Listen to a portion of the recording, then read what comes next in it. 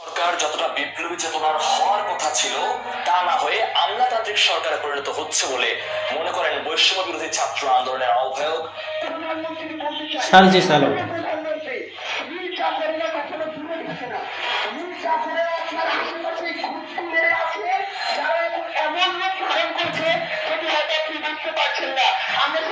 এটি আগের একটি বক্তব্য চালিয়ে দেওয়া হয়েছে আর কি, যখন প্রধানমন্ত্রী শেখ হাসিনা ছিলেন, যে প্রধানমন্ত্রী আপনি হয়তো বুঝতে পারছেন না আপনার আশপাশে কারা রয়েছে, কাদের প্ররোচনায় আপনি এমন সিদ্ধান্ত নিচ্ছেন। অন্তর্বর্তীকালীন কিছু সিদ্ধান্ত আর কি, অন্তর্বর্তীকালীন সরকারি কিছু সিদ্ধান্ত অন্তর্বর্তীকালীন সরকারকে ডোবাচ্ছে। হুটহাট করে উপদেষ্টা পরিষদে যাকে তাকে নিয়োগ, লবিংয়ের মাধ্যমে নিয়োগ, এই বিষয়টি আমরা শুনতে পেলাম।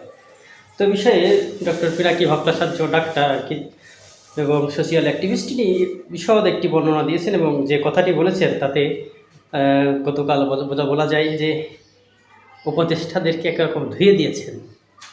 আমরা যদি আপনাদেরকে সেই ভিডিওর একটু চুম্বক অংশ দেখাই, যে তিনি উপদেষ্টা মণ্ডলীদের কীভাবে ধুয়ে দিচ্ছিলেন। নিপীড়নে নিষ্পেষিত হয়েছি, দেশ ছাড়া হয়েছি। আমাদের তো তোদের বাসা নাকে তেল দিয়ে ঘুমানোর কথা ছিল, অথচ বিজয়ের আনন্দটা পর্যন্ত আজ পর্যন্ত উপভোগ করতে পারলাম না।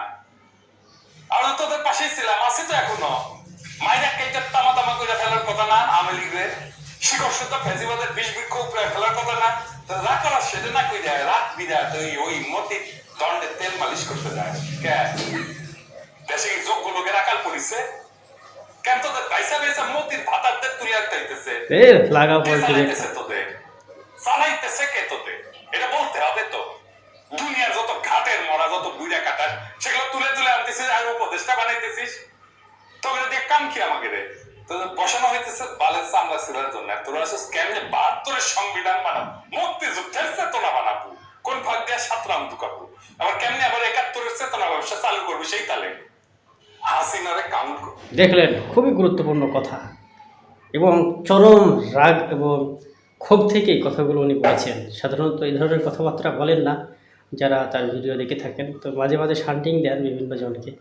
তবে আজকে যেন সীমা ছাড়া তিনি যে কথাবার্তাগুলো বলেছেন আর কি, স্বৈরাচারের দোষরদেরকে আবার আশপাশে বসিয়ে আবার যারা বিপ্লব করেছে তাদেরকে জেলখানায় ঢোকানোর একটা পায়তারা করছে অন্তর্বর্তীকালীন সরকার, এমনটি তিনি বোঝাচ্ছে।